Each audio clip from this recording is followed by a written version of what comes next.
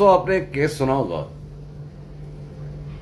Islamabad high court का। आजकल Islamabad high court full form में है, छुट्टियां गुजार के आ गई है और अपनी जो ड्यूटियां उसने, जो गैर आईनी गैर कानूनी ड्यूटियां छोड़ के वो गई थी हॉलीडेज पे, वो आके उसने ज्वाइन कर ली है।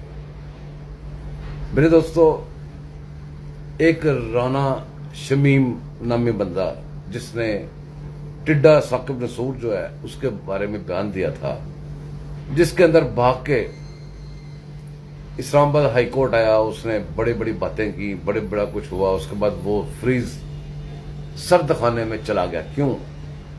अगर वो होता राना शमीम के खिलाफ एविडेंस होते तो फिर तो वो उसकी कार्रवाई होती। अब वो एविडेंस मिल रहे थे टिड्डे नसूर के खिलाफ, तो खामोशी हो गई। अब उस केस को खोला गया।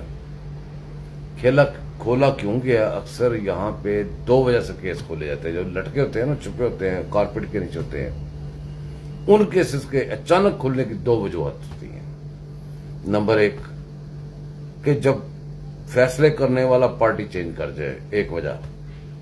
दूसरी वजह कि उसकी अब जरूरत हो उनको जिनके हाथ में फैसले हैं। दोनों सूरतों में वही उसको खोजते हैं जिनके हाथ में फैसले होते हैं। गौर फरमाइएगा। Thank you.